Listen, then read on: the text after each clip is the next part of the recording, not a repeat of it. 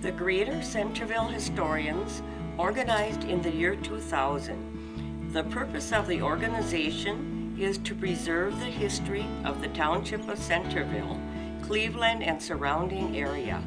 Gerald O'Neill, Charlie Bauer, Richard Wiegand, and myself, Kathleen Sixel, were the founding members. In 1831, the territory south of Green Bay was sold to the U.S. government by the Native Americans who had title to the land. The consideration was the promise of a reservation in another state.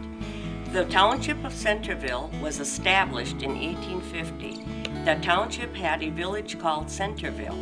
The reason for the hamlet's original name of Centerville was, in the days of the Indians, there was a trail along Lake Michigan between Manitowoc and Sheboygan.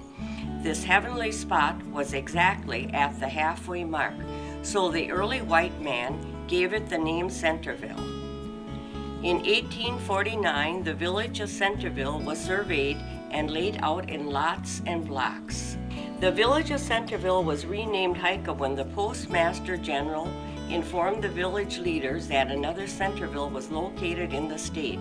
When it became time for Centerville to be renamed, a judge in Manitowoc by the name of Albert Schmidt would take kids hiking. The judge said, "You can't call a town hiking, so why not make it Hika?" Thus, the village of Centerville became Hika. In the early years, Centerville had the vision of becoming a lake port. To encourage ships to dock there, 2 piers were built into Lake Michigan. Many German immigrants arrived by schooners, and the village began to grow. The village had a brick factory, stores, schools, a Lutheran and a Catholic church, mills, saloons, blacksmith shop, and a fire department, and a brewery. When the brewery was built, the settlement began to flourish. But when fire destroyed the brewery, the largest industry, there was no longer a need for the harbor facilities. So ended this chapter of the development of Hika. 2 miles west of Hika, another settlement known as St. Wendel began to grow. It had a Catholic church, a general store with a connected dance hall, and a post office was also located in the complex, a funeral parlor, and at one time a motel. With the clearing of the forest, tilling of the land began. This prompted the exporting of lumber and grains. The farmers of Centerville looked forward to the building of a railway since they had a serious problem transporting their products. In 1873, the Milwaukee, Lakeshore, and Western Railroad was built between the settlements of Hika and St. Wendel and was named Centerville Station.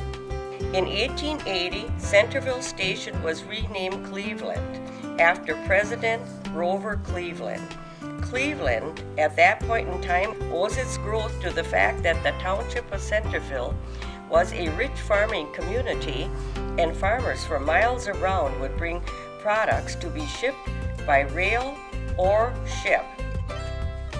The village of Cleveland had several grocery stores, a furniture store, a funeral parlor, several saloons, Lutheran church, hardware stores, several gas stations, newspaper, photographer studio, several car dealerships, cheese factory, several feed mills, livestock yard, and lumber yards. The biggest business was the Cleveland Co-op, which offered many types of services. With the failing of grain crops, the farmers began dairy farming. With the abundance of milk, another industry began, cheese and butter making. Local cheese factories dotted the countryside. One-room schools were usually built near the cheese factories, so children would have a ride to school when farmers brought their milk. In 1958, Hika, St. Wendel, and Cleveland incorporated into the village of Cleveland. In 1968, the Cleveland Elementary School was built. The Township of Centerville has seen many farming changes, but dairy farming is still the primary vocation. Today, Cleveland is known as the seat of Lakeshore Technical College, which offers an educational alternative to 4-year colleges.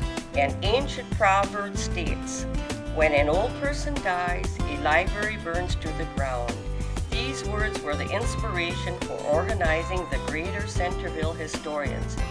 We hope to preserve as many memories as possible.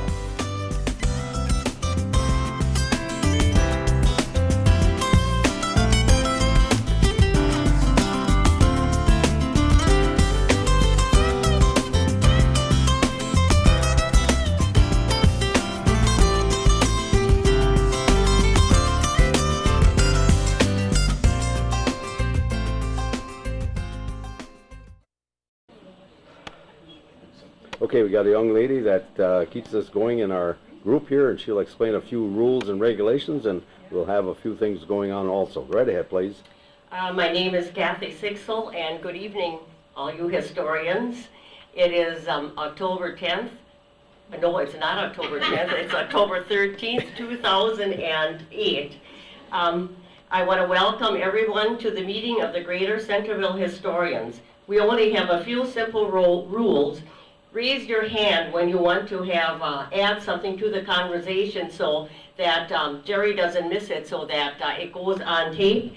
And always use full names. And when you're referring to names, people's names, don't use nicknames. Rather, use their regular name. And please don't visit in the background because it picks up in the video. So. And when we have pictures, always pass them around, and so they keep going and get back to the owner of the pictures. And my name is Kathy Sixel, and I live in Newton, Wisconsin, on County Trunk X. Very good, thank you. Charlie Bauer from the town of Newton. Okay, thank you. Dan Schmidt, Elkhart Lake. Thank you. Naomi Schmidt, Elkhart Lake. Thank you. Kathy Wagner, Cleveland. Thank you. Dolores Kress, Cleveland. Thank you. Joe Kress, Town of Mosel. Thank you. Walter Kress, Cleveland. Thank you, Walter. Dave Hem from Cleveland. Say that name again, please. Dave Hem from Cleveland. Thank you. Carol Hem from Cleveland. Thank you. Cheryl Steggy, Howard's Grove. Okay, Nicole Hansen, Cleveland. thank you. Kyle Lucas, Cedar Grove. Thank you. Wow, Jean Steggy, Howard's Grove. good, thank you. Good to see you again. Alvin Yaney, Cleveland. Thank you. Paul Jacoby, Cleveland. Thank you. Mr. Bauer's going to get the microphone back to back row.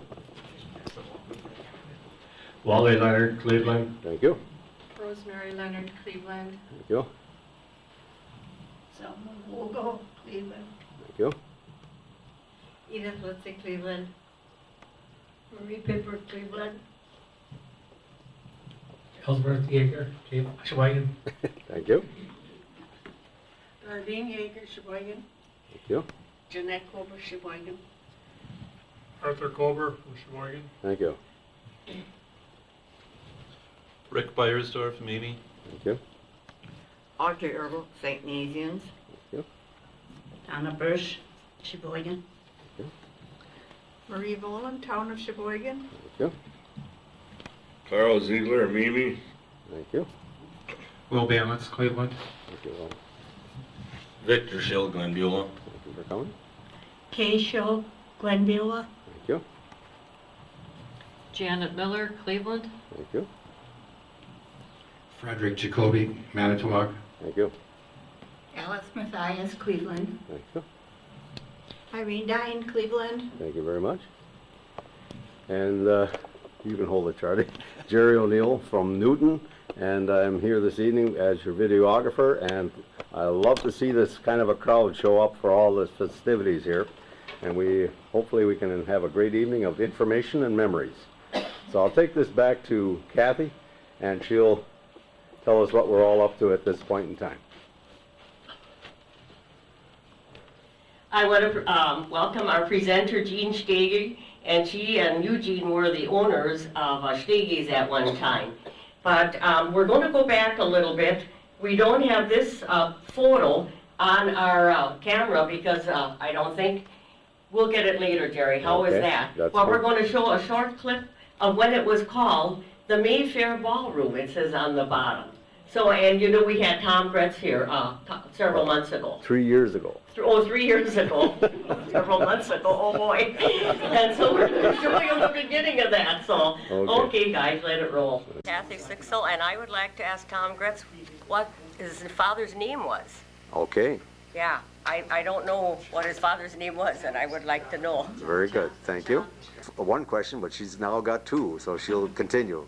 And I was wondering if Tom's father was also the owner of Gretz's or Tourist Inn or whatever it was at that time. Okay, Maybe you'd like to tell us a little about Tourist Inn too. okay, thank you. Here, and there's been two questions fired at him at this point, and he will probably answer them both. No problem. Go right ahead, please. Tom Gretz, the answer to that question was yes, John Gretz, my father, was the owner of the Tourist Inn. Okay, And that establishment started as a general store and tavern. okay, He took over from my mother's parents, and who was your mother's parents, please? Peter Huffman's, Okay. And did and they, that was about roughly 1914. all right, And then he put an addition onto the building, more or less of a side room. I'll pass around some pictures. okay, we'd appreciate that. And if you have something you could tell us about the pictures as you have them here right now, that'd be good. Has some more information to provide, and he'll continue on. Go right ahead, please. Tom Gretz, I mentioned the side room was built probably in 1918, Okay, and the hall was built in 1923, all right, and there were many different kinds of events that were held there, you know, dances and Okay. meetings and so forth. all right, In 1934, there was a walkathon held there. oh, really? Okay, I don't think many people remember a walkathon or a dance-a-thon. all right, could you tell us about that, or have you observed it? I wouldn't know much about it, but it's kind of an endurance record or contest. And then Okay. you had entertainment, you know, MCs and maybe a little music and so on, and Okay, so forth, and things like that. There was Okay. roller skating was very, very popular, especially in the 50s. all right, And there were some name bands that came there from Chicago Okay. area, from the Aragon and Trianon, well, Art Castle, and I All- think Eddie Howard. oh, bands. big names, Yeah. very good, very good. Another unusual meeting was a distillery put on a party for tavern keepers, Okay, and the free booze drew a big crowd, you know. They had a service, give out a lot of samples, naturally. And they had celebrity speakers. One of them, at the time, there was Friday night boxing was real big.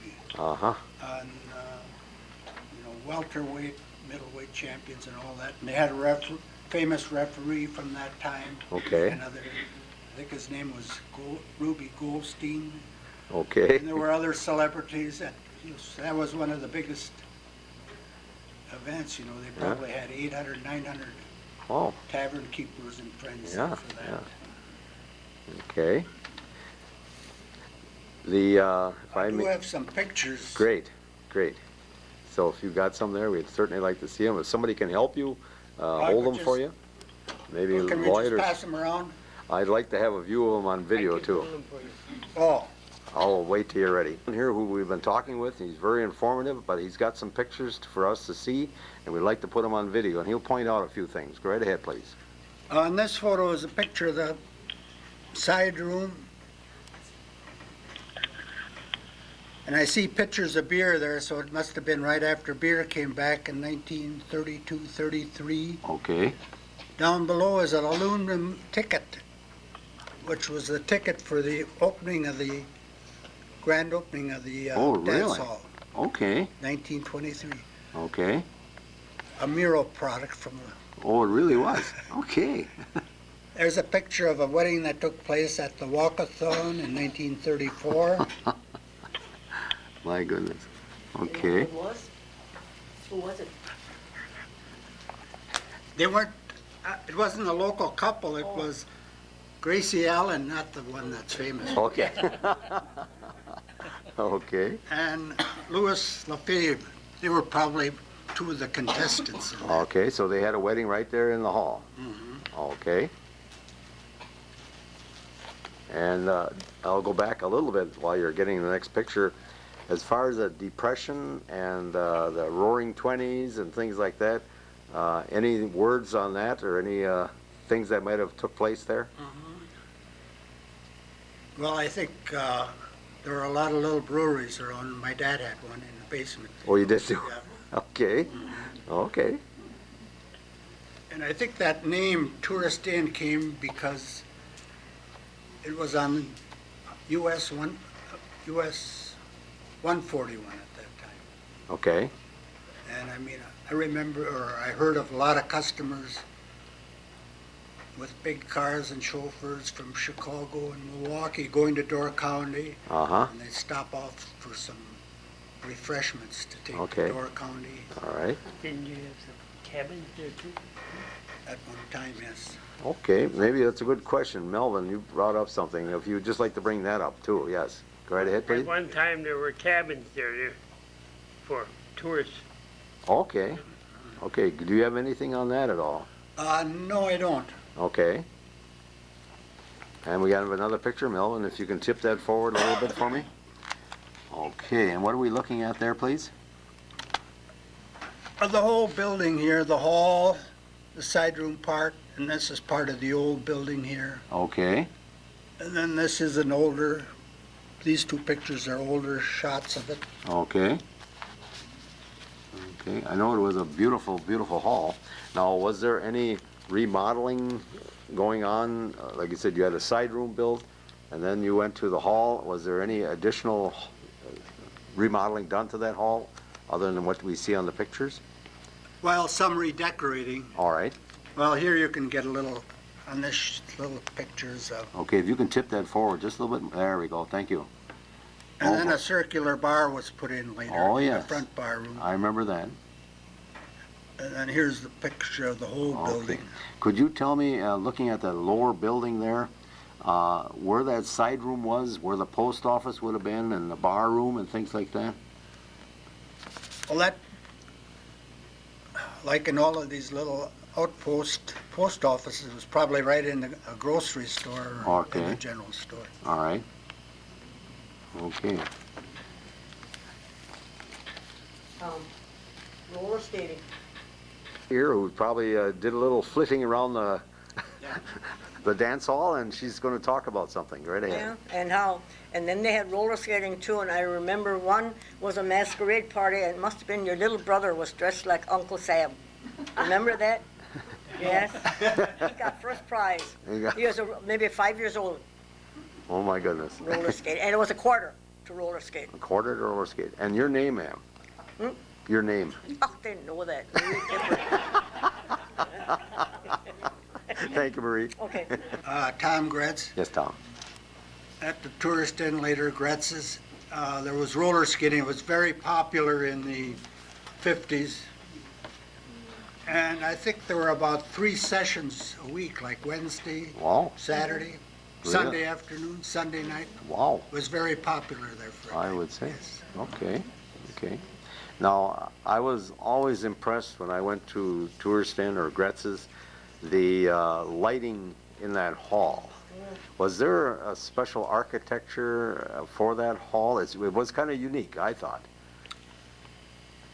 Probably those beams up there. And then the light was showing up from the kind of indirect lighting. Yes. Coming up That's correct. to the ceiling. Yes. That was- Wasn't there a big round ball? Yeah, Yeah. a nice big one. A lot of things I don't remember. Trianon or something. Wasn't there sort of like The young lady here who can recall a few things construction-wise in that building that was unique. Go right ahead, please. Well, I can remember in the hall that it had boards all the way around. And I know I roller skated there many, many times in the 50s. It was a popular thing to do.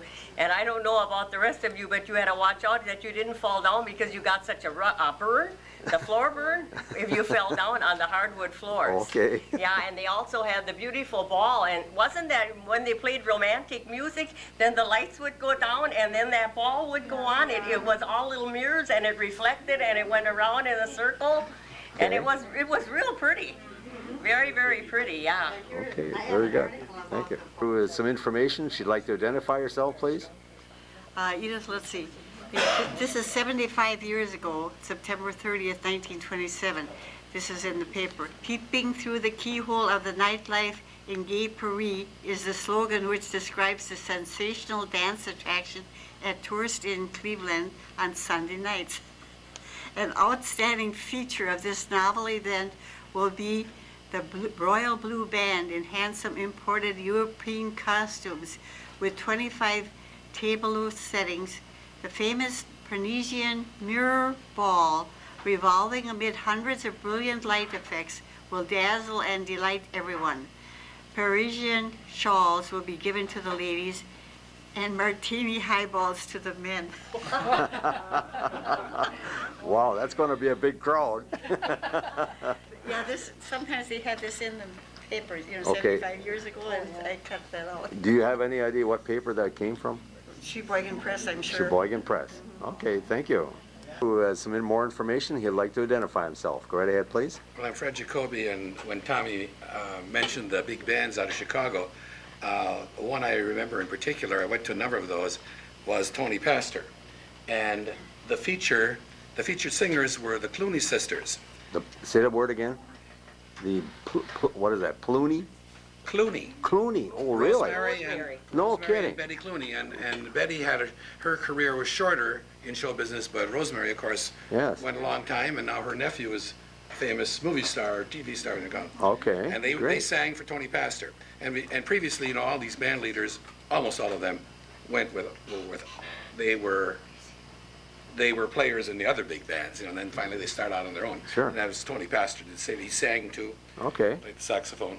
Great. So I saw the Clooney sisters when they're just getting their start. And what year was that again, please? Well, I think that was the late 40s. I'm thinking 47, 48. All right. By 1947, I could drive legally, and so I imagine Okay.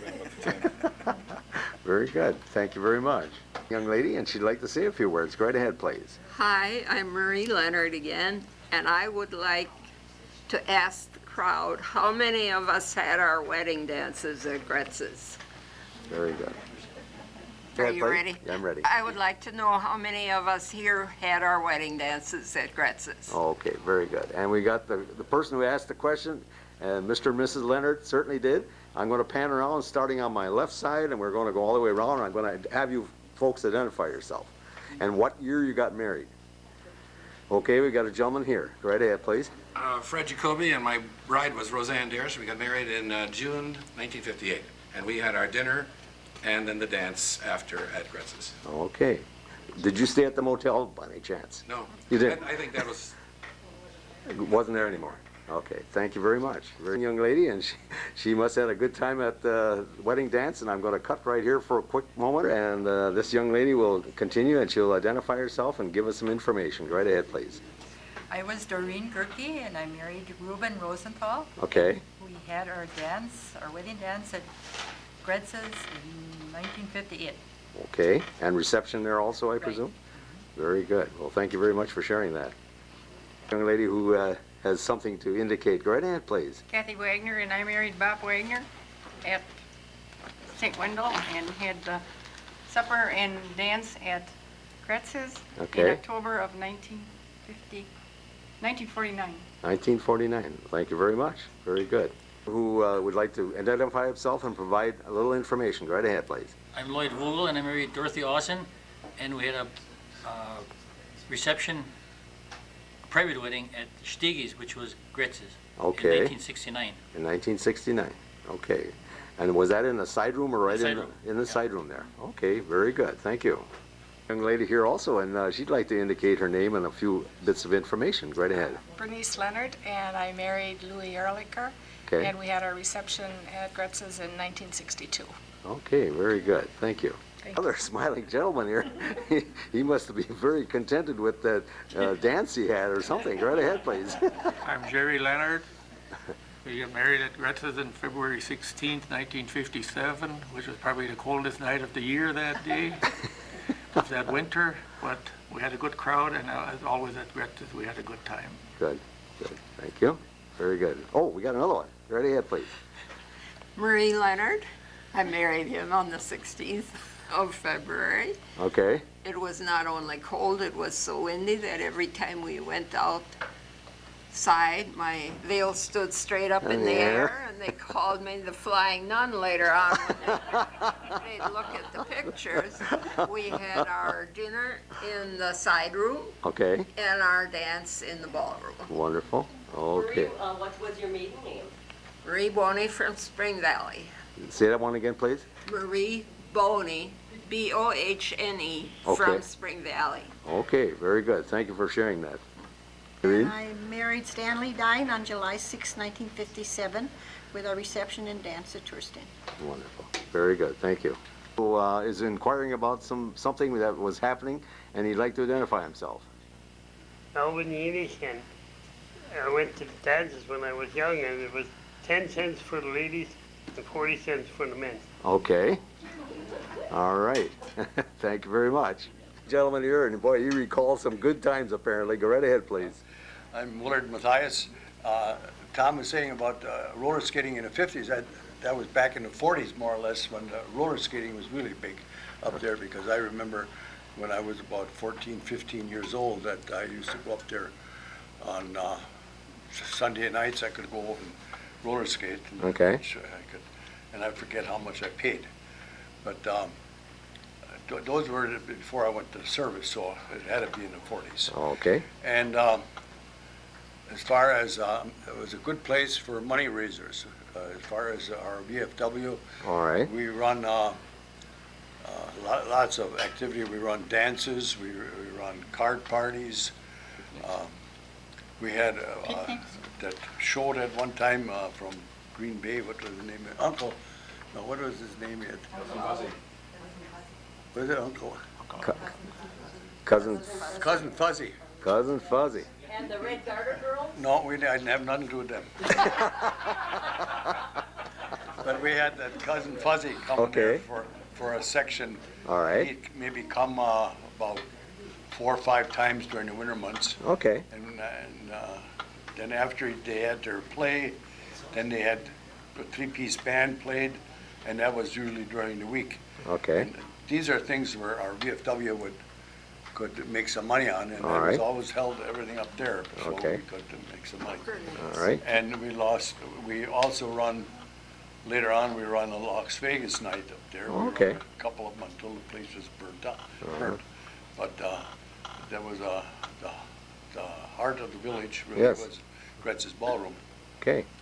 And I remember, Tom, years ago, one time when I was young, I didn't get in on that, but they used to have a schooner of beer for 10 cents.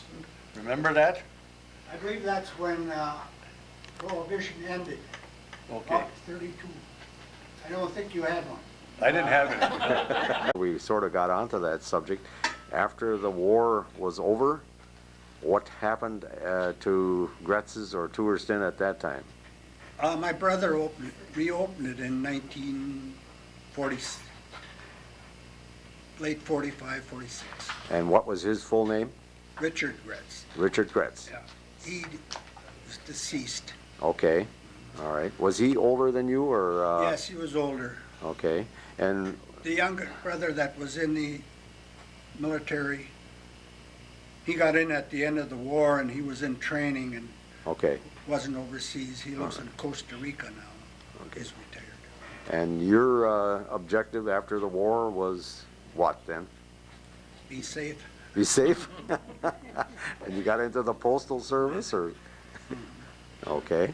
I remained in the reserve, Okay. Air Force Reserve, and I put in, a total of over 20 years in the Okay.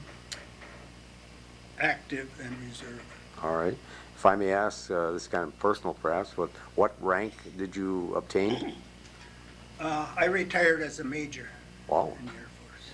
Wow. Very good, sir. And the total years that you were in the Air Force from the time you start training till the war ended? 20 years and 6 months or something. Really?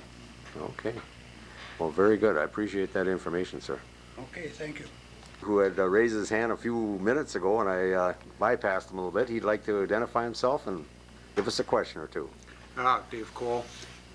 Just a question or comment on that roller skating at Gretz's. Yes. I seem to remember it going on in the early 60s. I never went, but friends of mine did. And if I remember right, it was pretty popular during Lent because it wasn't appropriate to dance during Lent. Okay. But if I remember right, roller skating was acceptable. And if anybody can correct me on that, otherwise. Okay, good one. Thank you very much.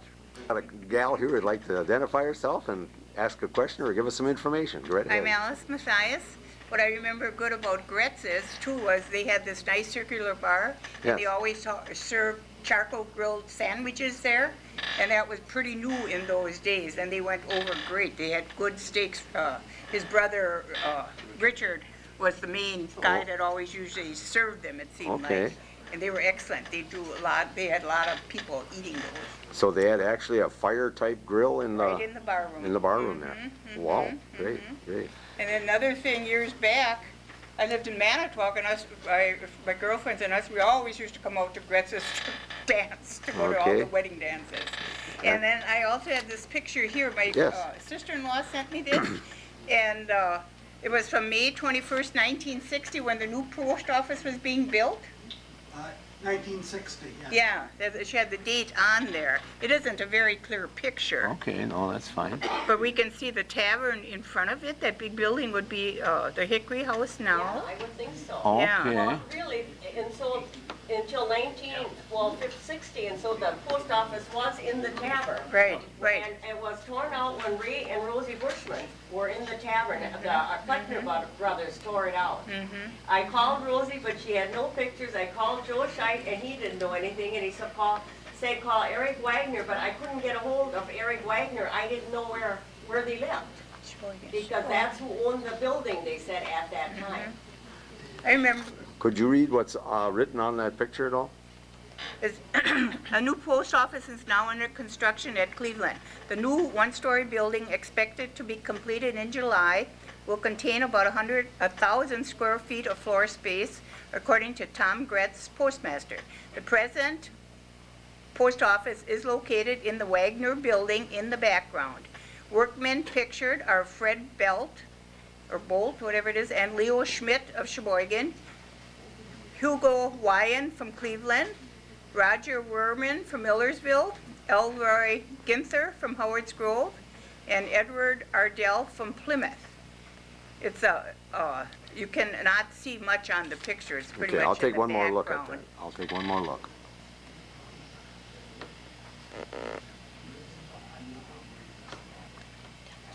A question on the floor. Go right ahead, please. Kathy Sixel, and I think Valeria did. Gerke, did you work at the post office?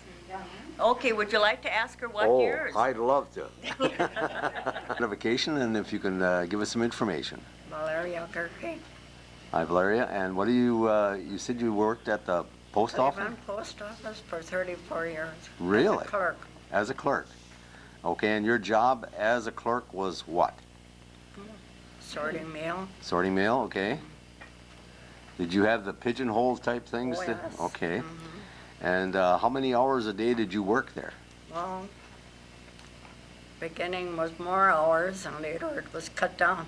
Beginning by now, you mean when you first I started? Okay, what year was that, please? 1947, I guess. You know? Okay. Something like that. Okay. I retired in 1976. Okay, from that job? Oh, really? Okay.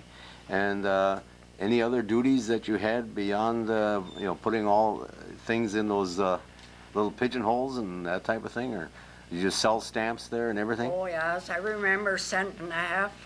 Cent and a half stamps. Okay. Okay. And did you get to know the neighborhood pretty well because of everybody coming in? Oh, yes, even the farmers and Okay. rural route. All right. Okay. Very good. Well, thank you very much. You're welcome. By the way, who was your boss? Was Oh, Mr. Tom? Gretz. No kidding. All those years. Boy, oh boy, amazing. Good enough. Thank you very much. You just kind of give me a little a picture of herself. Hurry up, and she says, "Get it going here." You'd like to identify yourself, dear? Marie Pippert. Yes. I remember Ruth Nennick worked in the post office too, and that was in the Wagner building, in the Wagner Tavern. Okay. And there were 3 rural carriers. One was Hubert Trossen, Hugo Van Duske. I can't remember if the third one was that Hingis. Anybody know that? There were 3. 3 mail carriers. Rural carriers. Rural carriers. Hingus, Fred Hingus. Fred Hingis then, yeah. Those 3. Okay. Could you repeat them one more time? Hugo Van Duske, Yes. Hubert Trossen, Yes. and Fred Hingis. Okay. So Very good. They must have each had their route. All right. There were 3 of them. Okay. I got a question Okay. for this lady here. Thank you, Marie. Mhm. Now, when these rural carriers were leaving the premises, did you fill their cars up with the proper mail, or did they do that themselves? No, they had to take it out of the cubby holes and Okay. strap it up and Okay, so you got the mail in. Now, was that from the railroad itself, that bag came in, and then you had to distribute it? later by truck first. the Okay. first years. All right. And then you put it all in there, and then they knew where their route was, so they picked it out from that point on. Yes. Okay. And now when they brought it back in again, what they had picked up, what happened there? Well, then I had to sort it to different cities. Okay. Was there a zip code at that time? Pardon? Was there such a thing as a zip code like they have nowadays, or At how? the end when I left. There was some at that time? Okay. And again, when did you retire from the Postal Service? In What year? 1976. 1970. Centennial year. Centennial. There we go. Wonderful. Well, thank you very much. Papers in front of her, and she'd like to identify herself and indicate what she'd like to talk about. Go right ahead, please. Kathy Wagner. I am Kathy Wagner. And I want to go back to Tourist Inn. I have a 1965 ad here in the Dairyland Review, which was a Cleveland paper. Okay. And it calls Tourist Inn the finest dining and dancing spot in the Dairyland area. Wow. Wow. And I think this is interesting. It says, welcome news for all our friends of 18 years or older. Under 18 are also welcome, accompanied by a parent who must remain on the premises. The beer bar in the ballroom again will be open in the future. Have your IDs to enter the ballroom and consume beer. Under 18, the parent must be present. This is a state law. Beer will be available as in the past, and pitchers of beer also available with tables set up. And what year was that paper printed? 1965 Oh, okay. at Gretz's. Okay. It says near Highway 141 and 149, All right. 15 minutes from Sheboygan and Manitowoc. Okay. And choice wedding dates available. We cater or choose a cater of your choice. All right. Okay. Very good. Thank you. Any other article there you might have? Not at the moment. Okay. Thank you. From this lady, and she'll identify herself. Edith, let's see, I was asking what year that Tourist Inn or Gretz's Hall burnt down, and they told me it was in 1983. Okay. Oh. December? Yeah, that picture, the newspaper said December, and it did say the year, Okay. December. Very good. Thank you.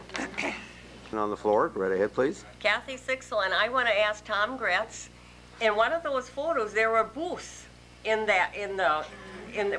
they in the side room or in that middle room where there was a bar? A side room. In the side room. But when were they torn out? On the floor about some booths that were at Gretz's or Tourist Inn and the location of those. Could you answer that by identify yourself also? Those large round booths, they were in the side room. That was immediately west of the hall. Okay. And that side room was probably built around 1918. All right. And then later on, I don't know exactly when they were taken out and a bar was put in along one wall there. Okay. Pertaining to the dance hall and so forth, what was the bouncer arrangements for taking care of unruly people? Or was there a ticket takers or people who stamped you and things like that? Do you remember anything there, sir? There was usually a deputy hired or two.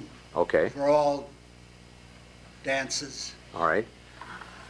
And I hear that, you know, the Roaring Twenties, things got pretty rough. Got rough? You heard about that? I've heard those stories, yes. Well, did it come around here too? You know, and once in a while a family squabble, you know, they'd end up in a tavern or in a hall. That's where they met, you know, the opposing families. And they settled their thing there. Hatshaws and the McCoys. But, yes, there was deputies. Okay. County deputies. Okay. Any particular deputy that was a constant all the time there that you might remember a name? Years ago, there was Grodiggut. Do you remember Grodiggut? Gardy. Grod. Yeah. Okay. Irvin, and was it Irvin Paul? Irvin Paul. Henry Schneider. Henry Schneider. Okay. And then the other ones could come from anywhere in the county. Yes. That were deputized. Okay, all right. Now, from what I can see, knowing these people to some degree, I didn't know Mr. Grodiggut, but they look like people of big stature. Is that true? You got it. You got it. They could handle themselves. Okay. Any other incidents that were unusual at the either the post office or at the dance hall that you can recall? No, I don't think so. Okay. All right. I understand too, and I think Kathy Sixel is involved with some of this. The people from the co-op, did they have parties or something there, promotional things? I think their annual meeting was held there. Okay. And the John Deere show, I think. And probably a John Deere show. All right. Okay, I'm going to go back a little different time. When the tourist inn was built, was there a basement below that floor, or was it just a supported floor, or was there a place for horses years ago, or was that not part of the picture? There was a basement, yes. Okay. Probably not under the entire, but, you know, like 3/4 of it. Okay. All right. And as far as maintenance of your facility, and including the dance floor, which I believe a lot of people must have loved, as far as the wood floor and in good condition, anything there that had to be maintained? Well, it was kind of, it was a lot of work to convert it from roller skating to dancing, as you can imagine. Oh, really? Oh, well, tell us about that. Well, it probably had to be mopped up with machine to take off the grit from roller skating. Okay. And then put on some light wax to convert it to dancing, yes. Okay, okay.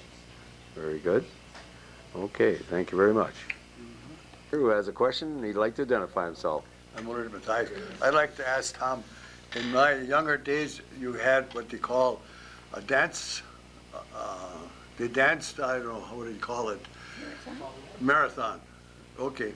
Do you remember that, when they had that dancing where I know there'd be couples hanging on each other, the music would be playing, and then they'd get a little break, and then they would go to the bathroom and whatever they had to do, and they had to be out in such and such a time, and then they had to go dancing again. And that lasted for about 3 days, I believe. Do you remember that, Tom? Who was presented a question he'd like to answer the best he can. Go right ahead, sir. Tom Gretz. Regarding dance-a-thons, I know they went on in different parts of the country. Like, it would go on for days, and they'd have MCs and musical entertainment, you know. Okay.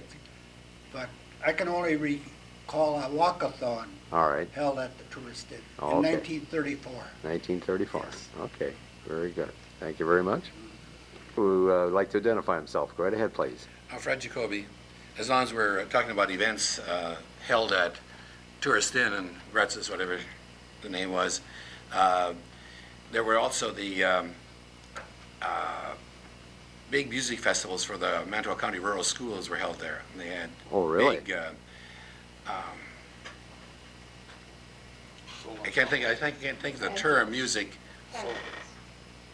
Pageants? Sort of. Soul ensemble? Yeah, and all the schools participated, and the kids. Oh, John really? Kleckner and I sang "You Are My Sunshine." Oh, really? And I think that would have been about 1940 or 41, something like that. Okay. And then the John Deere thing there, but I don't know if Carl Armstead was the sponsor, but he sold Ford tractors until the war, and they had big Ford like entertainment like John Deere did later. The split tractors, Ford would bring in these split tractors so farmers could see the new the movies of the new equipment, and of course people should buy it. And, Sure. and always good lunches. Okay, very good. I got a question. You and John Gleckner, were you in the same class, and did you go to the same school? Yeah, we were in the same grade school, Maple Leaf, Okay. at the corner of Centerville Road and County Trunk X. Oh, John okay. was a year older than I. Okay. And I was just a kid. you were just a kid. Your destiny was set for you, right? Okay, I have a young lady here this evening who is going to be our presenter, and she'd like to give her name and perhaps give us some more information about a thing called Tourist Inn in the olden days. But they had a new name for their property, and she'll tell us all about that. Go right ahead, please. I'm Jean Steggy, and I am Jean Steggy. Okay. And we purchased Gretz's Ballroom on May 26, 1966. And we had our grand opening on August 27th of 66. And we sold it to Terry and Arlene Hill September 1st of 81. Okay. And then it burnt down December 21st of 83. Okay. And we were supposed to be getting it back the first of the year there. Okay. So we had many a good time, lots of hard work, but it was a lot of fun. Okay. And we had lots of weddings, anniversaries, and then Jerome Whitton came along and started with the flea markets, which were every first Sunday of the month. Could you give that name one more time? Jerome Whitton, Okay. he's no longer living, but he started with the flea markets, and in summer they were inside and outside. They had booths Really? all over the place. Oh. People sure enjoyed packing and unpacking. I don't know. But it was very interesting. I never knew what it was like. And we had, of course, the teen dances, which went over big time. Some people groaned about them, but I mean, we tried not to serve the kids, but they brought it from, we found bottles in every kind of bottle around and backed in the toilets and what have you. Okay. But yeah, it was interesting. And we had pigeon shows, dog show. Yeah, pigeon Really? shows. Sure. What was his name? What grease was that down on the corner? That he was with John Grease. He was involved with that, and we had pigeon shows. Okay, where does John Grease live? Do you know where he lived? He lived down on the corner where Villanose lived now at that time. Okay. I don't know where. Okay, thank you. Okay. And we had dog shows. Of course, George Coulter was involved with that. And of course, the fur sales. And big thing, the Red Garter Girls was a big thing, a lot of fun. Okay. And we also had the Halloween parties for the kids to keep them off the streets at night and stuff. And of course, it didn't help for some. They went out after a while anyhow. No. But it was a big thing. I guess that was the Lions was involved with it too, and we gave them the hall and stuff. Okay. And then we also had like the blind banquet, which was a very touching thing. When you serve these people, they had their dogs and stuff. A lot of them had them with them and stuff. And I know Leslie Fisher was pouring coffee, and the tears were running down the sides of his face. And it was just, and the Lions corn roasts. Then we had LTC breakfast meetings, Okay. Lions dinner meetings, chamber dinner meetings. And we also had a lot of Greek weddings and Greek baptisms. And they were almost like a wedding, the baptisms. The kids were a little bigger, and they had big celebrations for that. Had to get lots of ouzo. Lots of what? Ouzo. That Okay, was a I'm drink. going to stop you for a minute here. First of all, where did the Greek people come from? Out of Sheboygan. and stuff. Really? Sure. Okay, We had a lot of weddings and baptisms, different doings for them. okay. And this ouzo? Well, that's a drink that's like licorice or something. It's high proof and stuff, and they just loved that. We had extra supply for that Oh, my. when we had something for them. And then we had the big picnics where it was, I think there was Okay. the Lions and the Firemen's together. Yes. In fact, one of our babies was born one of those days. Our Todd was born in June 25th, 67 on one of the picnics. In Okay. fact, Eugene didn't see him till the next day. I told him, take me in and you can go right back. That's what he did. And then some bartenders didn't show up at night, so then I says, we're fine. I says, come in tomorrow. So he didn't see him till the next day. But everything was Wow, fine. thank you for sharing, I appreciate that. And we had 3 children when we went in. It was Jeff, Terry, and Carol. Okay, And of course, we got 2 more while we were there. okay, Cheryl was born in '73, December 1st. And the kids were a big help with everything. okay. So Jeff would go out dating, and he'd be home nights for cleaning. They would both come in. We'd be cleaning. We'd start in the back end with the hall because the bar shut down there first. Okay, And we would start cleaning there, and we'd come through. And by that time, the bar in front would be closing, and stuff. So we worked our way through like that. And okay. it was a big thing. Yes, And like when the flea markets were, then Jerome Whitton would come at night. And then when we were done cleaning, get it all set up ready, and they'd come real bright and early in the morning. So we locked the doors there by the hall and stuff, and they were, he stayed there overnight. And then they got them all going, and that was a big, big thing. Hmm. Early in the morning, yeah. And that's about it. We had a lot of excitement.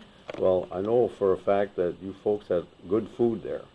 Now, you had the side building there, or the side lounge, is that where you served some of your foods? Or In was the that- dining room there? In that dining room? Sure. Okay, I That know was you had for very the good. walk-in stuff most, well, and like your little dinners and Yes, stuff. yes, And that, but then we also had like the tavern league banquets too sometimes and stuff. Okay. That was a big thing. big event too, and stuff. A lot of different things. I mean, it was over the years, a lot of things took place.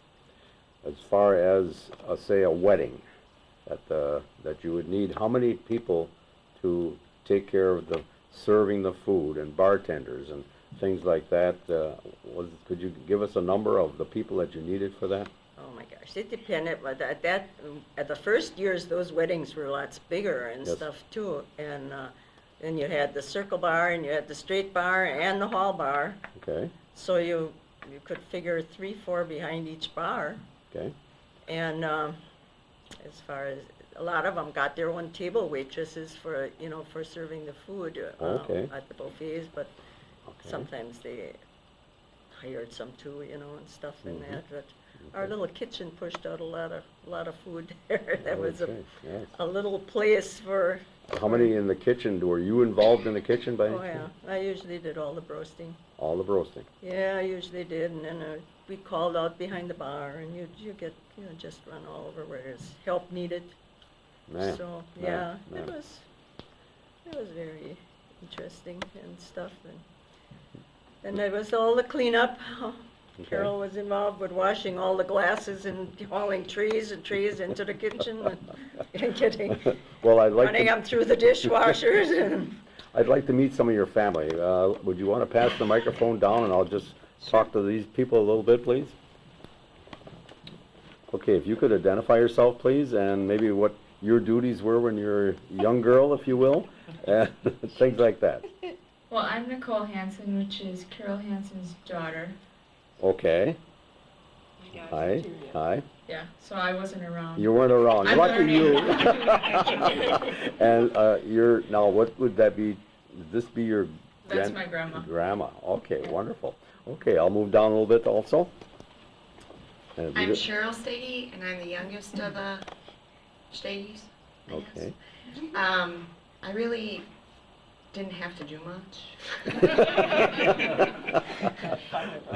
I just had a good time. I was pretty young, so I got to just hang out and play Okay. while they had to work. So Okay. I'll let Carol talk.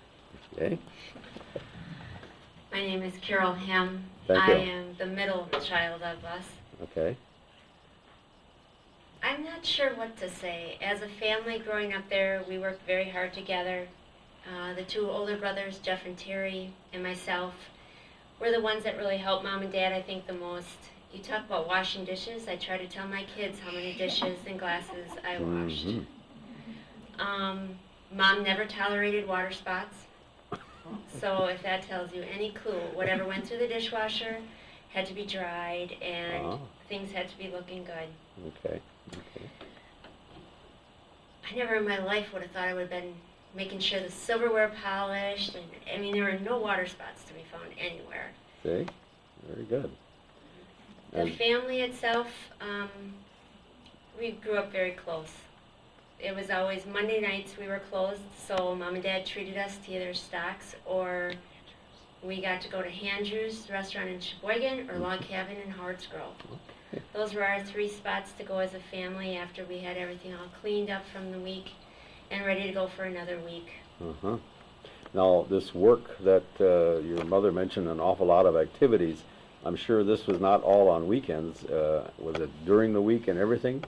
During the week as well. Those were smaller banquet dinners, not as big as the weekend events where you have weddings Fridays and Saturdays and then something again on Sunday.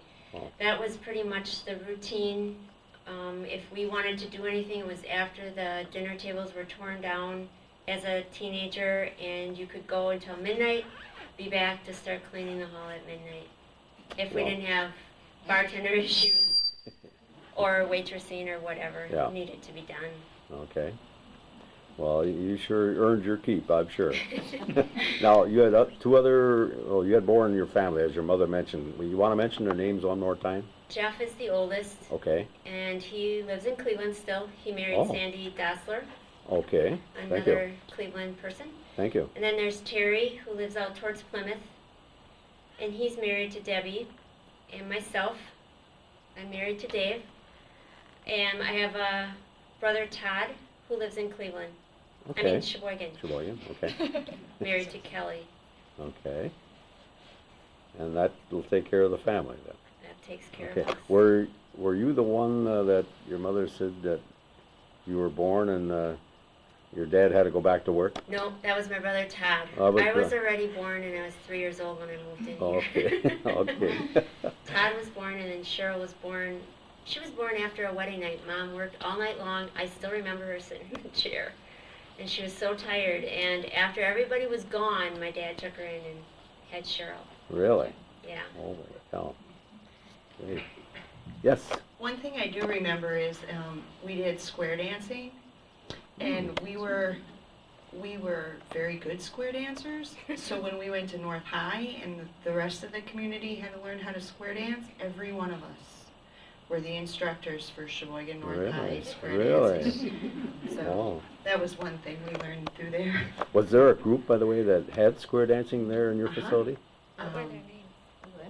Leonard's. The Leonards. What's her name?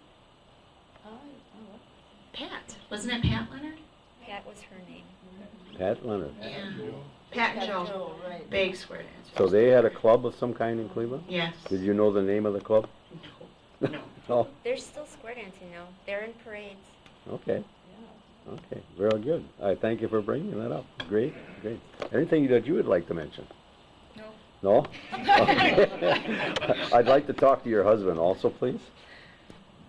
My husband's new in this family. Oh, okay. And maybe you can identify yourself and where you're from, please? Again, my name is Dave M. I now reside in Cleveland. I was born and raised in the city of Sheboygan. Okay. Okay, very good. So, like Carol said, I am relatively new to this family. Okay. We were married on June 7th this year. Well, congratulations. Thank you. Very good. Good, good. And your occupation, if I just may intrude upon your private life a little bit? Oh, basically, I'm just a laborer. I work in the shipping department at Eclipse Manufacturing. Okay, very good. Well, thank you for coming to our meeting, sir. You're welcome. Thank you. Okay, I got a young lady here. She'll identify herself, please. I'm Kathy Sixel, and I would like to know, Jeannie, what was the largest wedding you ever had in attendance, you know, for your meal like that? Okay.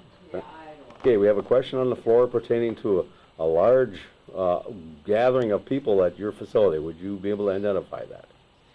I couldn't even tell you exactly which would be the biggest, but it was hundreds. The weddings were really large at that time, and then there still were a lot of public dances. Oh, yeah. Which nowadays, everything is private, you know? And, but you had your public wedding dances, which was a big thing at that time. I got a question. Public dances and wedding dances. Do you recall the orchestras, polka or waltz orchestras that played at your facility? Oh, lots of them. Gene Heyer. Gene Heyer, okay. Can you name some names? Dick Rogers. We had, oh gosh. Romy Gaz, yeah. Anybody can help her here? Kenny Ohm, yeah. Riney Roger Miller. Okay. Yeah. All of them. What? Lots of them. And then amazing. And there aren't too many left. Yeah. Okay, I've got another question over here. I'll be right back. Okay, we got a lady here who would like to ask a question. Go right ahead, please. Audrey Erdl. Does anybody know when that ice storm was? Were you did you have that already when the ice storm was? Well, I was the bookkeeper at the Cleveland Co-op. Okay. And some people only were out of electricity for maybe 2 or 3 days. But there were some of them that were out of electricity for at least 7 or 8 days. And I know Steggy's was one of those that took so long before anyway, the co-op's annual meeting was supposed to be. Well, every big tractor that was available went up there and hooked up for, what is it called? Generators. They generated so that the lights would come on, that they could use the cooking facilities. Wow. It was a big deal. It was good advertisement for John Deere. And what year? Do you remember the year? But that was the thing, I'm not sure. 76? Oh, what? Okay, we'll get that. Yeah. Thank you. Very good question. We got a young lady who's been doing a very fine job with us this evening, and she's have a question put to her doorstep. Go right ahead, please. Okay, I'm Jean Steggy. Yes, that was a very trying time. We had Fritz Westermeyer, I think, brought his big tractor up there for that meeting, and we even had a wedding during that time where we had those lanterns hanging in a straight bar and everything else, and we were going with generators and stuff from one freezer to the other to keep this all going and stuff. It was went through so many candles and stuff and never knew what you had to all that stuff there, but it was a long time. If you're a young person, it was romantic, right? Oh, yeah, probably didn't have anything to do.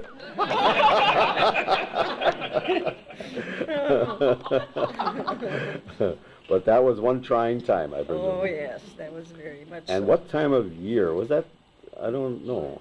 It was February. And End of February. End of February. I know Jeff, our oldest son, came home that night and he came in and he said, all we heard, our bedroom was on that one corner, and all you heard was cracking and crushing and the branches breaking off of the trees, and that's the way. And he says, Mom, he says, our yard looks like a jungle. He says, it was just, and these big old trees, there were dead branches in them for years because they were so huge and stuff. And it was But you were able to come through and supply food for the occasion. Right. Now, a broaster, does that take gas power or electric power? Electric. Or electric. Yeah. My goodness. Yeah, it was, and even your coffee urns and stuff, you'd be surprised when they're just starting how much power they take. You know, that jumpers were going and stuff with that stuff, and it was just, Yeah. How did you do that, huh? Yeah, I don't know, and then ESCOs and everything else, yeah, it's a big thing. Well, But it's my hat's off amazing. to you. I know how it's tough enough with things going correctly. Yeah, right. Have you got some pictures, perhaps, that you'd like to share? We have lots of them. Wonderful. So Sure. if you can have, is this your grandson or? No, that's her Oh, boyfriend. wonderful. Okay. If you could help this lady here by holding the pictures for us while she talks about them a little bit, if it'd be okay with me. Okay, we've got a picture here, and it looks like it might have come from the newspaper, but we have a lady here who can identify the people in the picture and perhaps tell us what it's all about. That was when we purchased Gretz's, and that was our Eugene and me, Yep. and Jeff, and Terry, and Carol. Okay. That was our family at that time, And again, the date that you purchased that building. in May of '66. Okay, very good, very good. I'm going to take another close-up, just one moment.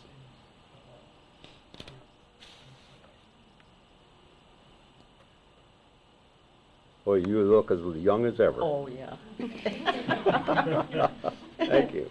Okay, we've got another picture that these people have brought to our meeting, and this lady would like to identify who's on there, please. We also sponsored bowling teams, which one Oh. of them went to to champions here. Okay, And we have here Carl Kambalik, okay, hold it, I'm in the wrong side. Go right ahead, please. okay, Wally Leonard, Okay, Bobby Wagner, all right, Willard Boyhill, okay, and Bill Duran. okay, very good. And they went to some location, Yeah, it was in Madison. okay. Mhm. And how many, did you sponsor any other teams? Yes, we did. We had ladies' teams. We had sponsored all kinds of teams. Boy, the And more also the trap shoots, we had a team there, baseball team, all kinds of things like that, you know. boy, you were involved in the community. Thank you for coming. Very good. Okay, So- thank you. Okay, we have another, looks like a newspaper type picture, and maybe this young lady can tell us what it's all about. Go right ahead, please. That is when the trappers gathered there to sell their furs, when we had the fur sale. And this was just tables and tables and furs and more furs, and it was just amazing And how then- many pelts there were. It was just unbelievable. Now, I presume this is in the dance floor area? Yeah, My gosh. yeah. Okay, and what time, or did you hold this quite often, or was there sort of a It was one? a one-year deal, One-year you know, deal. after they were done with their trapping season and stuff, Okay. and they always had that. Okay, thank you. Okay. Okay, I've got the cabins that were talked about being part of Tourist Inn, I believe. Yeah. And you had this on your property, and did you use those cabins? No, we didn't have that anymore. It Oh. wasn't there. This was an old card that I had found. Wonderful. And is there any writing on the back? Oh, it says, tourist inn, dining room, dancing from a snack to a deluxe dinner featuring half fried chicken. Okay, it was John Gretz, proprietor. Okay. So, yeah. So that was, I'll have one more shot of that picture, please.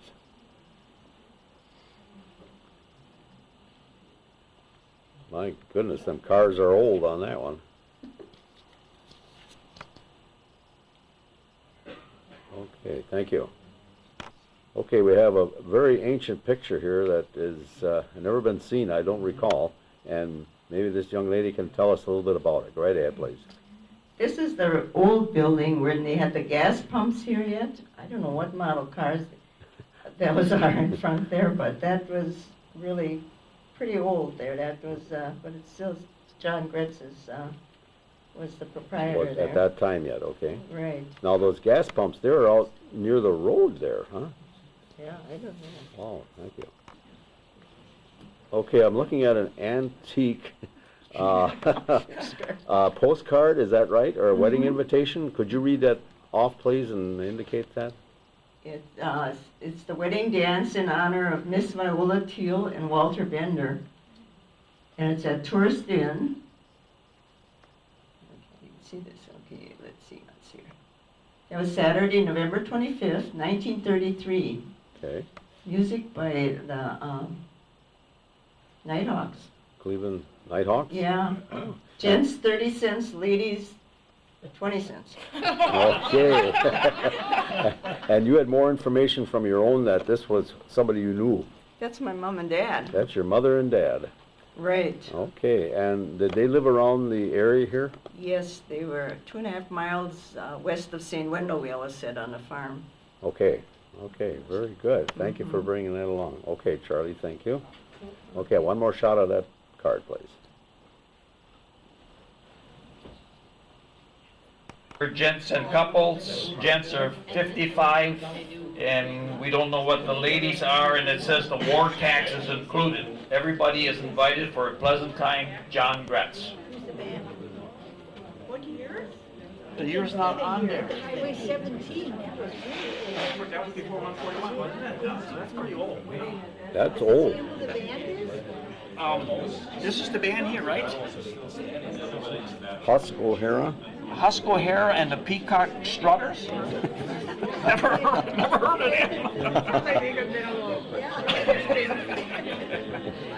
That kind of sounds like big band music, doesn't it?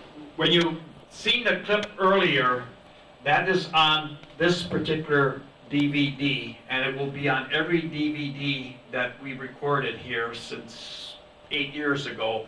And this is a sample, and we're by the end of the year, we're going to have about 104 of these in the library here that can be checked out by anybody that wants them. This particular one is on the Cleveland Fire Department, which we did on 8/13/07.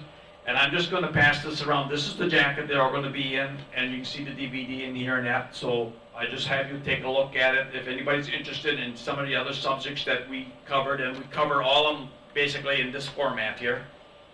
And with this, I will turn the microphone back to Mrs. Steggy, and we're going to continue with our recording of the photographs and all that good information she got while we were on our 5-minute break. Okay, we have a young lady here who's doing a marvelous job, and she's giving us a lot of pictures to look at and a lot of information to review. So go right ahead, please, and introduce yourself one more time. I'm Jean Steggy, and we formerly had Steggy's. Here's a picture of Eugene with Dorothy Hoppy. He was president of the Tavern League at that time. We were also involved with the Tavern League and stuff, and so he was president at that time. They raised money for with the Easter Seal thing, and gave a $600 check to Camp Walvick. Now, Dorothy Hoppy, she was a tavern owner also? Right. And where did she have her tavern, just for information? Well, she had a couple of them. Circle Inn was one, right? Right. But that's gone too now. Yeah. And then she was up in Manitowoc there on that corner, and that's gone too. I don't know what there was. Browns at one time? I don't Jigsaw Bar or Brown's Tavern? Yeah, something or other. She was in a couple of them. Okay. Well, through the years, but she was. Okay. Okay. Any other pictures that you would like to tell us all about? Well, we had the Red Garter girls. They were a lot of fun. They'd have setups at the tables, and people enjoyed them very much. They had stories and sing, and they were just really nice. We also had parties on New Year's Eve too. You know, for many years we had the New Year's Eve dances and stuff, and then at last it was getting to the point. I can remember one New Year's Eve, it was so beastly cold. Eugene went out to start burn some garbage yet, and he says, I wouldn't blame anybody if they wouldn't want to come tonight. He says, it's so cold out. And that night the band moved into the straight bar for the couple people that were there, and it was just, I don't know how many years that was, but it was real cold. And you had people still come out? Yeah. And then the band, we didn't heat it was a wind and that, and then we didn't keep heating the hall after a while, and then the band moved into the straight bar and stuff. And that's where you kept the party going, huh? Right, Okay. that was that, yeah. Very good. Okay, we have some additional pictures, and this lady will describe what we're looking at, please. This is the Circle Bar, and that must have been when Gretz just had redone it and had all these pictures taken. So that was the Circle Bar. Okay. With the fryer in there and stuff. Well, that was an actual fryer. It's not just a decoration, then. No, that we fried there. Okay. Mm-hmm. Okay. And first of all, it was with the charcoal, but after a while, the charcoal wasn't that great anymore. It would burn down so fast. Yeah. So then we got one of these charcoal grills like with gas, you know. Okay. And Okay. put it right in there too, you know, Oh. and that, so, you know. Great. Okay, another picture you can give us, please? Well, that's a whole view of the place on the Okay. outside. And as far as the way the camera is looking at your building, which way is the camera looking? Can you give us the direction? It's the east. Or Huh? Southeast. Southeast? Southeast, yeah. Okay. And would you be good enough to just point out where you lived in the building, where the tavern started, and so forth? Okay, the living quarters were way on this end. Okay, and that would be sort of south? Yeah. That'd be south, okay. Right. And then the dining room was right. When you came in the door, you went straight through. It was that little dining room. Okay. Got And that. if you turned to the left, then you came into the circle bar. All right. And then you went through the door, and then it was the straight bar in here. Okay. And then it went to the hall. All right. So it was a big building. Yes, it was a very glamorous building. I've been there many a time. It was very nice. Thank you. Dining room. Okay. What they had set up that time, and that, so that was. That would be the side room again? Right. Okay. Right, and well, this is how you came in the front door. All right. And you came in. Then the kitchen would have been straight down from this dining room if you went straight All right. ahead. And then you went into the living quarters. Okay. Mhm. Okay. Very good. So that was Nice. here out into the circle bar. Mhm. Or from the hall. Sure. Okay, you can say that again, please? And here's the big hall that with they had all the nice lights, colored lights up on top there and stuff, and it was, we had, then after a while, well, they must have added that big fan in the middle for ventilation and circulation. Well, one night we had a dance and they were having a good time, and was it Dirks took his suit coat and he tossed it, and all of a sudden, flip, it was gone through the fan. He was so shocked, and we went up there and he got it out, and I think only one button was off of it or whatever, and he got that out again, but he was very shocked, I'll tell you. Just went whoop. Right up through there. Do you remember that? Oh, gosh. Very good. Yeah. Now, at one time, some people that we talked to in the past said there was some sort of a glass or mirror type ball. Oh, yeah. Was that when you owned it at that time? Sure, and Okay. the lights were on there, and that Yeah. would be all spots on the floor, you know, and that, Okay. and little kids just loved it, you know, they would be dancing around on it. And that, it was such a crystal ball. Crystal ball. Right. Okay. Very good. Thank you. Said that Okay. we Could I have also- your identification one more I'm time? Cheryl Steggy, Jean Steggy's daughter. Yes. And we also had a deaf wedding, which I remember being around for that. They had it there because of the hardwood floor. They could feel the vibration. Really? So almost everybody at the wedding was deaf. And they were dancing and having, you know, well, it was pretty quiet for us, but.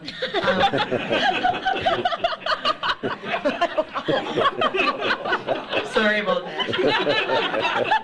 No.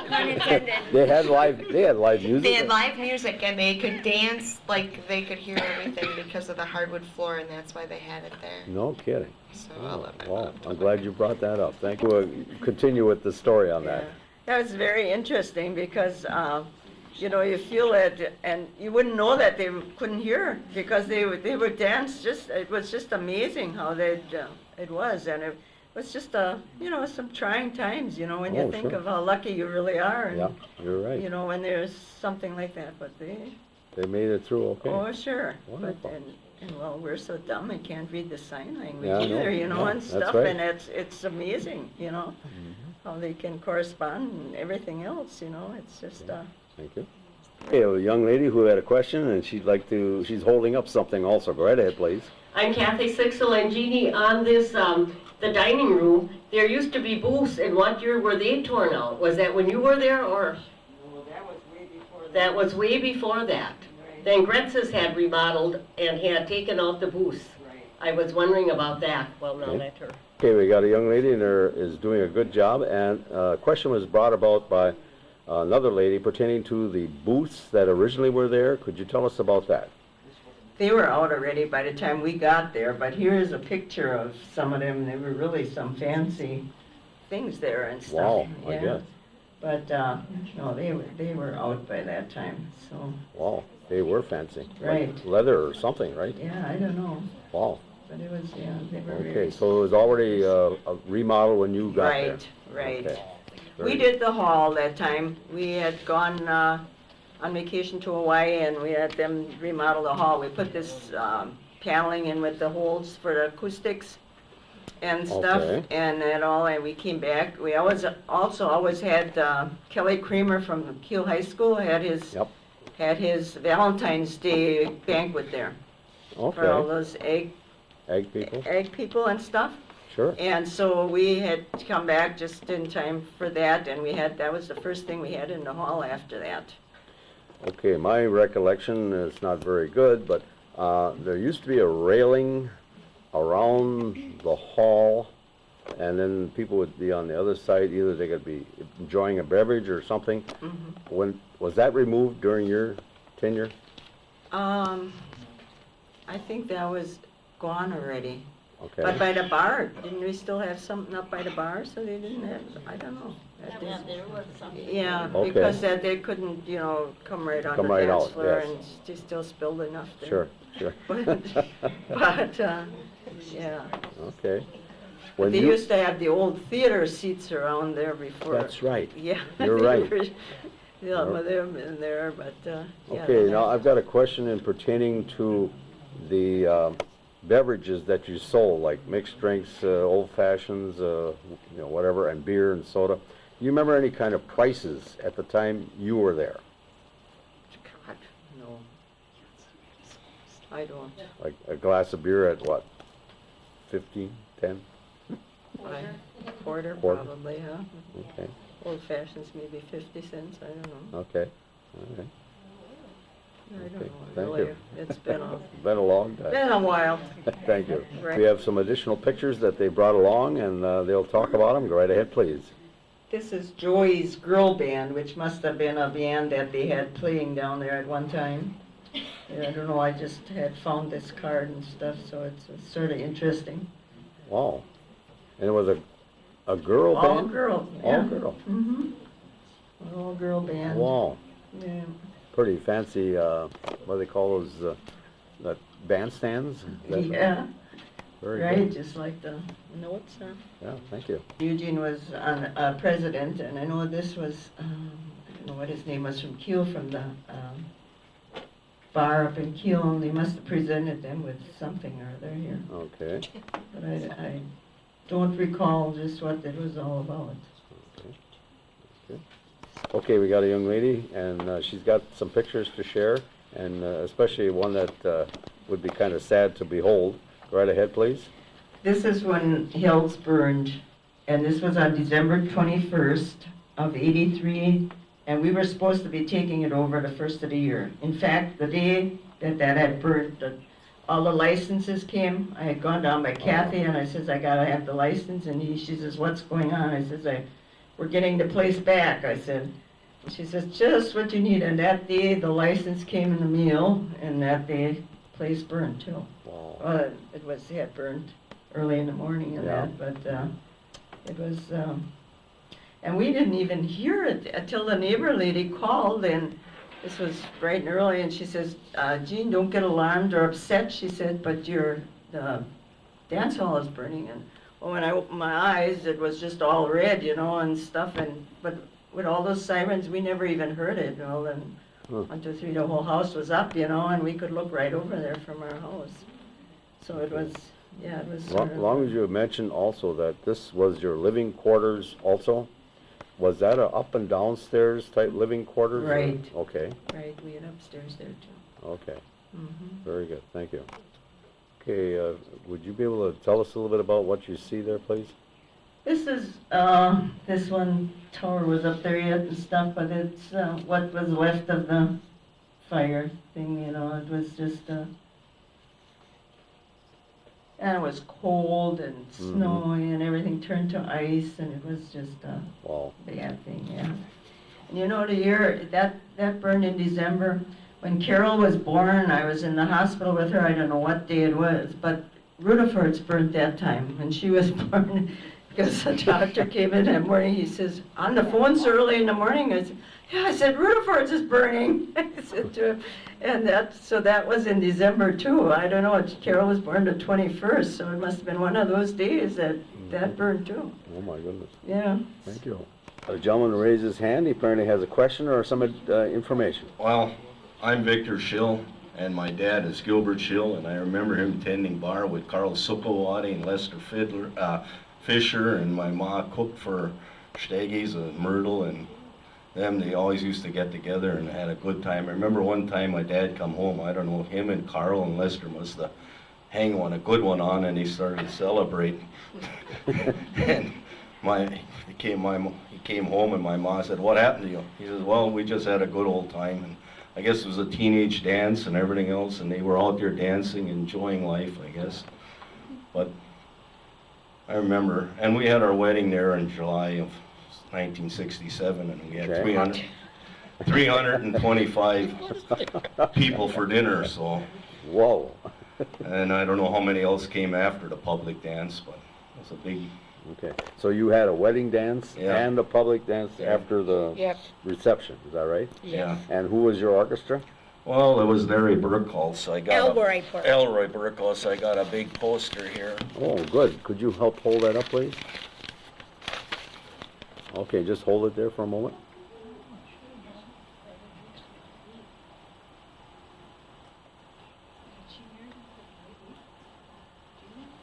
Okay, and the year again, what was that? 1967. 1967, okay. And okay. And Mrs., could you pronounce your last name one more time? Kay Schill. Kate, but your maiden name? Shoemaker. They call it Shoemaker? Yeah. Okay, very good. But I'm not from this area. I'm from Marion. Okay. He was a blind date. Oh! I bet he whispered sweet nothings in your ear. Well, this is the story behind it. She's part Indian, and I had it there. Father-in-law tied me to the totem pole. Either accept her or I scalp you. Oh, thank you so much. Got a young lady here who did have a wedding at Steggy's, and she's going to tell us a little bit about the pictures that we're going to look at. Okay, we got married at Holy Name, and we hit all the bars around Osmond and any place else. His cousin fell through a chair at Sessler's. I mean, it was just unbelievable. I think people are still recovering in Elmer and Goldie's. You invaded Osmond, right? Yeah. Okay, very good. Any other things you got there? Well, Arvin and Minnie Newman worked there at Steggy's too.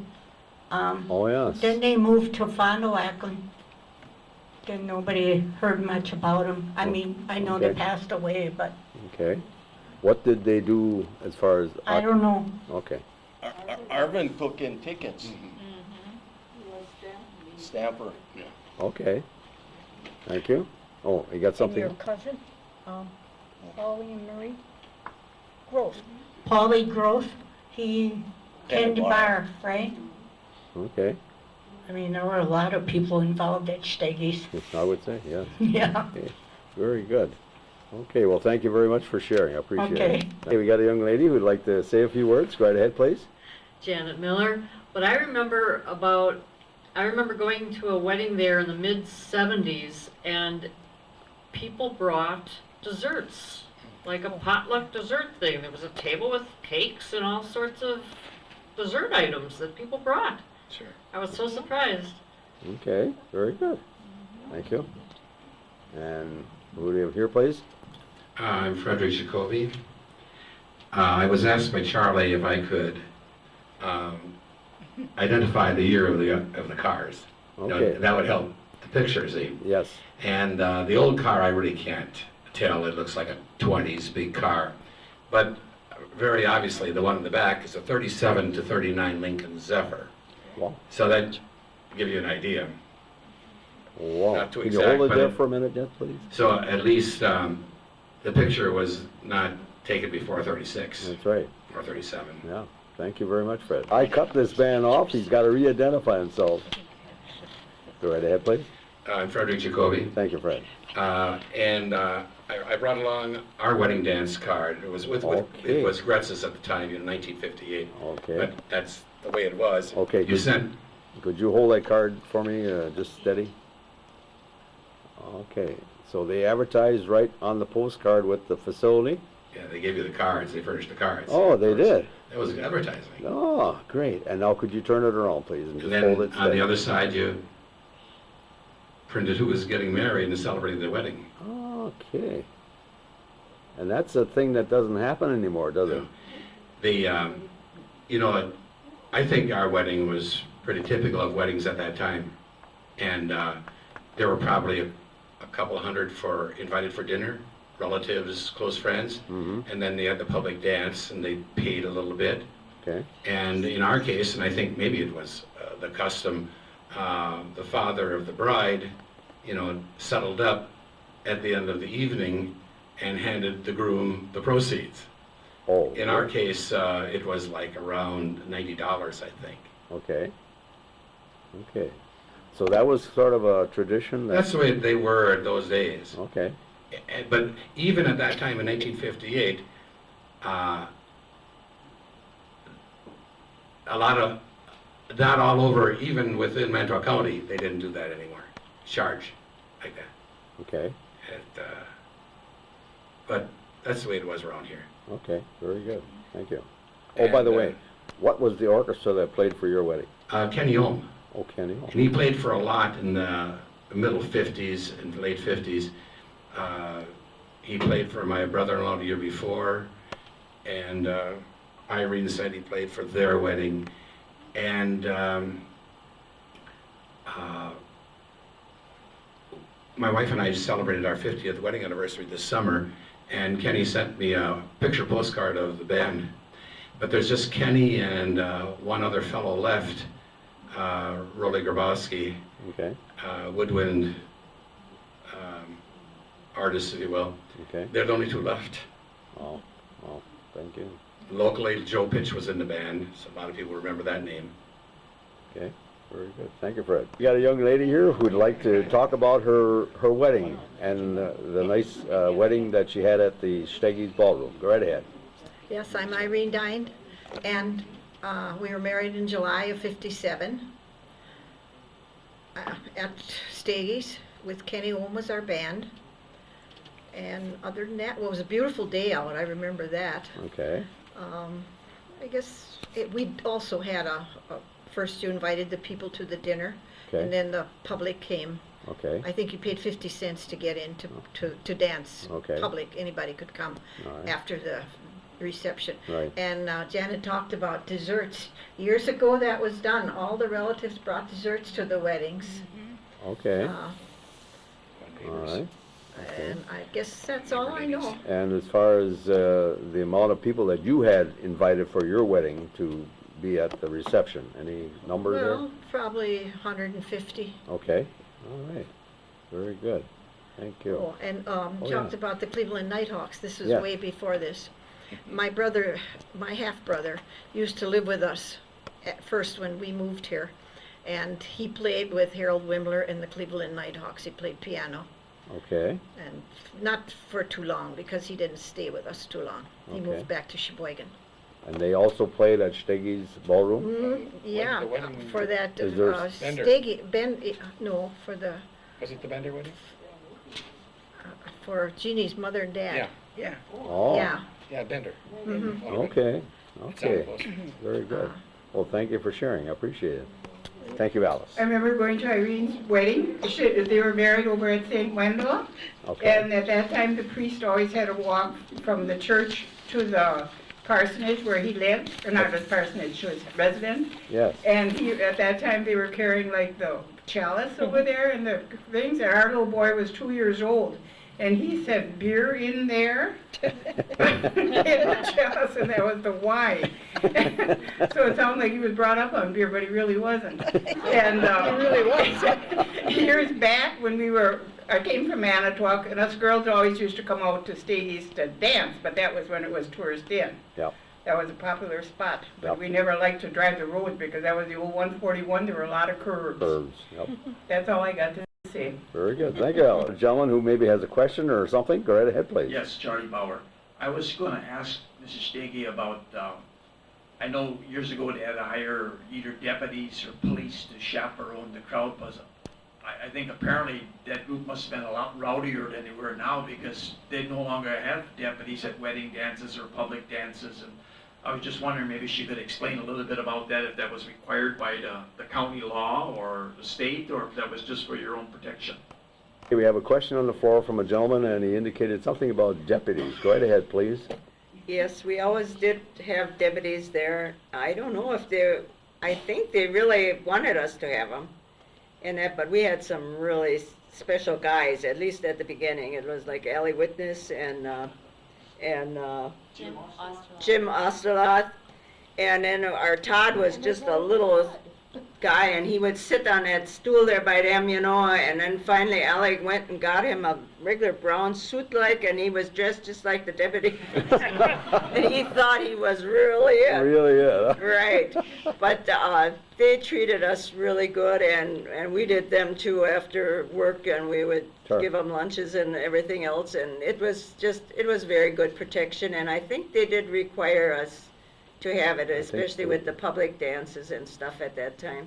That's probably why not that they don't now, as much, but they're often worse than the public ones when they get the relatives together and they have some beefing to do. It's when they hash it out, especially if it's full moon. Full moon. My God, Eugene says, "Oh my gosh, we're going to have problems tonight." And it's really funny how that works, but yeah, that was really something.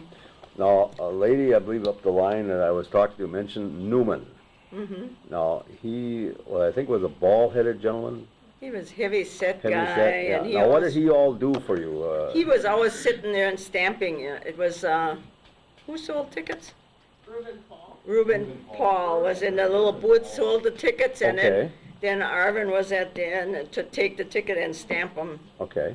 And yeah, he was great. We had Minnie was good. She often babysat for our kids and stuff, and that, yeah, they were.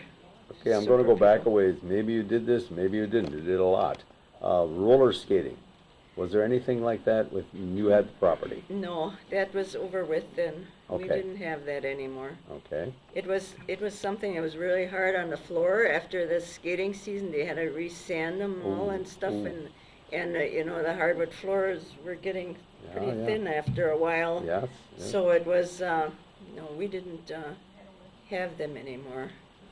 Did you ever have a brawl at your place that you can recall? Oh yes. You did. Oh yes. we had the motorcycle dance there one time. Oh my gosh. But actually they were really very well behaved. They kept them in line. We had groups from Milwaukee and all over, and the guy said, if you have any trouble with any of our guys, just let us know and we'll straighten them out. And so, but it was sort of a hair-raising thing. You were sort of tense all night, you know, and stuff like that. And but that time Gary Hornick was president or whatever, and they brought him, the sheriff's department brought him out, and they came and picked him up after a while again and took him back. Oh boy. Yeah, and all that kind of stuff. Yeah, Mm-hmm. it was really quite experience. One night we had a wedding, and they called and says if there was a guy there from the wedding, wanted a wedding party. And we had come, we were done cleaning in the hall already, you know, coming out that way, and then I'd end up going first in that big ladies' room there, and after that, then it was the men's room, you know, and your straight bar, and you just kept going. And, well, no, nobody was there. It was a wedding, I think, from Plymouth. And when I went in this men's room, all of a sudden it went clunk, clunk, and here somebody comes out of that stall. He must have fallen asleep in there, and here it was this guy from that wedding party. I ran so fast through that strip. In fact, that was the night before our flea market. Jerome Whittle was in the circle bar there, you know, waiting to get in the hall to set up. He says, "Are you all right?" I says, "Yeah." So this guy, I says, "Hey, they just called about you. I said, he was gonna go wander outside. I said, no, you stay right in here because then then we know where you are. This is when they come to pick you up. Yeah, we had all kinds of excitement like that. So. Okay, very good, thank you. From Sheboygan. Thank you. And you have something to question or to add? To add, Thank you. back in 1958, I got married. It was at Steggy's. We had 1,000 people invited for the dinner. My gosh. And Cutsy was, what, I can't use her name. Kathy. Kathy. Kathy said, do you remember where you went after the dance? She said, you went to Cody's to have chili after your wedding. Okay. That's about it. Okay, and did you have dance cards also, or just? Oh, yeah, strictly- dance cards. Other people could come if they wanted Sure, to. sure. But I think we invited everybody that, Okay. And how many years ago was this? 1958. Okay, very good. And the middle bar was so full, you couldn't walk. You could not get through. Yeah, yeah. Okay, well, thank you for sharing. I appreciate that. Okay. You got a lady who raised her hand. Maybe she can add something too. Go right ahead, please. Well, we were married December 6, 1947. We had our dinner at home, but we had a wedding dance and we had Jean Heyer. And it was Gretz's at that time. Okay. Now, everybody told me that my husband was German-Russian, but I mean, that didn't register until this wedding dance. They put a broom down and they did different things that I just never heard about. So, But, so you got to know your husband a little bit better now. Yes. And is your husband Russian? He is German-Russian. Oh, German-Russian, okay. When he was in World War II, he was told that he was going to the South Pacific because he was a first-generation German-Russian immigrant. Oh, okay, okay. Very good, thank you. Nothing to do with Cleveland Nighthawks, but my husband played on WOMT with Eldon Voss, and there was 5 guys that played every Saturday night over WTMJ for, I think it was a whole hour. And I can always remember that, well, I didn't even know my husband at that time, but we always listened at home. Okay. We just heard this from Eldon Voss on Sunday. Oh, really? Yeah. Now, did you play over here at Steggy's, or did they play? He was on the stage with one of the orchestras here. I have a picture of it, yes. You do have a picture of But it. I cannot remember what orchestra he played with. Cleveland Nighthawks. No, I don't know, maybe? Is that the one that Harold Wibbler played with? Yeah, and Irene joined. And Irene? Okay. But I can't remember, I have a picture of him on the stage with what, he played along with one of the bigger orchestras sometimes when there was a wedding dance. Okay. Thank you very much, Edith. Thank you. Okay, we have a young lady here who'd like to identify herself, please. Kathy Sixel, and I know that we had the co-op annual meeting and John Deere show there, and we all had a very good time. And Jeannie always did a very good job with the meal. I thank you so much. Was there a wedding that was sort of brought up at one time, some Gurliga twins? Oh, yeah. Did you have that at all? Was that at the Steggy era? Kathy Sixel, I Yeah. don't think so. I think, and so if you went in 1966? Yeah. And I think they got married after that, right? No, before that? Before. Oh, yeah, before that, right, yeah. They were married 50 years, what was that, 2 years Oh, ago? yeah, that's right. Okay, okay. So you probably were there, Jeannie, huh? For when? When Jennifer and Janelle got married. No, they got married 10 years before Oh, before, Steggy's got it. okay. Yeah, right. They got married around our time. Yeah. Okay, very good. Well, I just happen to know about that one and being a large crowd. Okay, anybody else? I know somewhere I've got a picture. I didn't find it though, but I know the Koenig twins. They had a wedding together. That when it was Okay. Gretz's or Torsten or something. But I don't have that along. I don't know where. I couldn't pinpoint that. But there was the twins had the wedding there that time.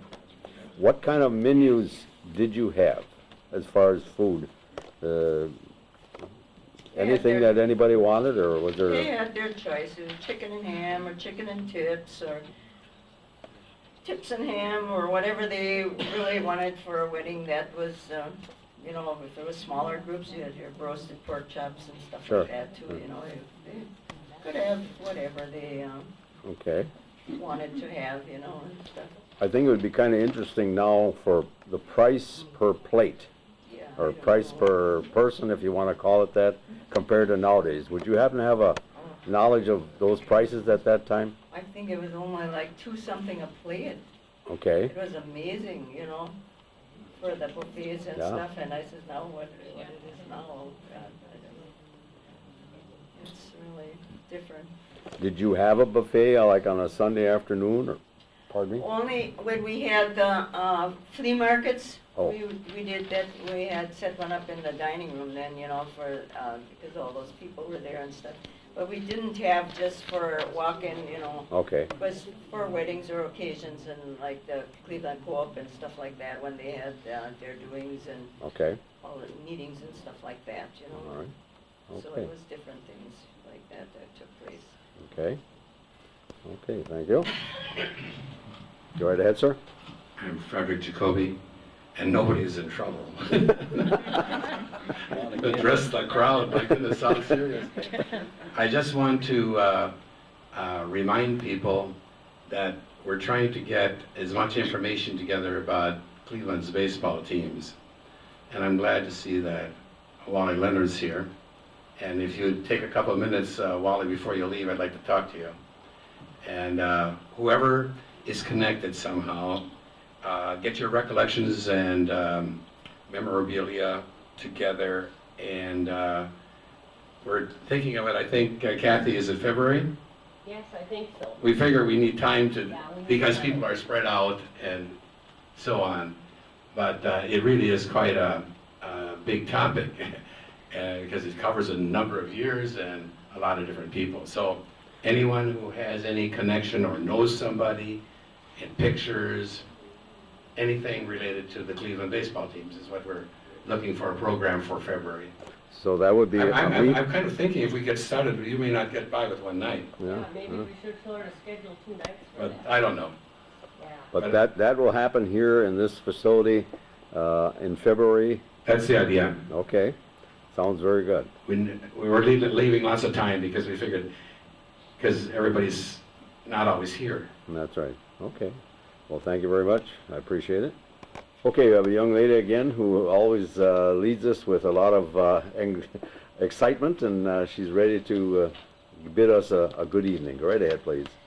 Kathy Sixel, and I want to thank Jean and her family for coming, and it was a wonderful, Jean. It refreshes many memories for all of us. Our program next month is going to be a gentleman from TDS on the telephone company. He's coming up from Monroe, Wisconsin. So does anybody have any information from way years ago, or pictures or anything? Because I think it started out in a house, right? By Whippermans, right? Anybody have any information or a picture that I could put on the card? Well, if you do, call me, all right? Okay, and again, I want to thank everyone for coming, and well, we will see you next month. Kathy Sixel. Charlie Bauer, and just to let you know, these will be in the library very shortly. They're doing their final production. They're all been printed. We just gotta get the wrapper made in that, and then anybody can check them out. All you need is an ID card and an address, and you can take them out and see all the meetings that we taped on, everything that we did here. Okay. Thank you, Charlie. Dan Schmidt, Elkhart Lake. Thank you for coming. Naomi Schmidt, Elkhart Lake. Thank you for coming. Kathy Wagner, Cleveland. Thank you. Dolores Crest, Cleveland. Thank you. Joe Kress, Town of Mosel. Thank you for coming, Joe. Walter Crest, Cleveland. Thank you for coming, Walter. Dave Hem, Cleveland. Thank you for coming. Carol Hem, Cleveland. Thank you for coming and sharing. Thank you. Cheryl Sadie, Howards Grove, and thanks for having us. Thank you.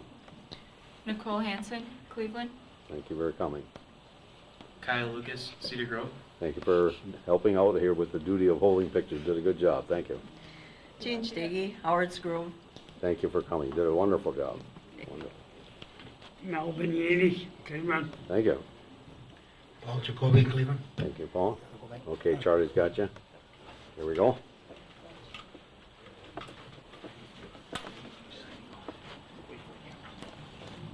Wally Leonard, Cleveland. Thank you, Walter, coming. Rosemary Leonard, Cleveland. Thank you. Selma Volvo, Cleveland. Thank you, Selma. Edith Lindsay, Cleveland. Thank you. Marie Pippers, Cleveland. Thank you. Ellsworth Yeager, Sheboygan. Thank you. Darlene Yeager, Sheboygan. Thank you. Jeanette Clover, Sheboygan. Thank you. Art Clover, Sheboygan. Thank you. Thank you, Charlie. Rick Beiersdorf, Mimi. Thank you for coming. Right. Audrey Ertl, St. Nathan's. Thank you. Anna Bruce, Sheboygan. Thank you for sharing. Marie Boland, Town of Sheboygan. Thank you. Carl Ziegler, Mimi. Thank you. Will Balance, Cleveland. Thank you. Victor Schill, Glen Buell. Thank you. Jay Schill, Glen Beulah. Wonderful husband you got there. Oh, get Janet Miller, Cleveland. Thank you. Frederick Jacoby, Manitowoc. Thank you. Alice Gonzalez, Cleveland. Very good. Irene Dine, Cleveland. Thank you very much. And again, Jerry O'Neill from the Newton area, and I want to thank each and every one of you for coming this evening. This is, I think, one of the largest turnouts I've seen thus far in this room. And we originally started in a smaller room, and they said we're becoming a fire hazard. So we are finally in our large room, and it's filling up well. And I'll pass you on to Kathy for a final goodbye. Goodbye, everybody, and everybody have a safe journey home. Thank you. Bye.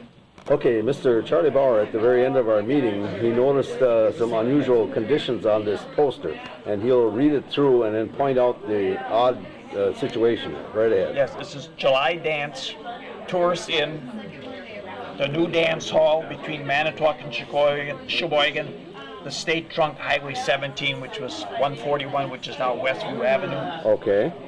Sunday, July 8th, don't forget Huska O'Hare Peacock Strutters. Okay. An all-star unit of 5 marvelous musician artists. And then it talks about the ice cream lunch and all that. Yep. But the thing we're interested in here is the war tax. I never heard of a tax put on a public dance before. No, I never did either. Okay, very good. Thank you, Charlie. Doc, I was going to ask you a question.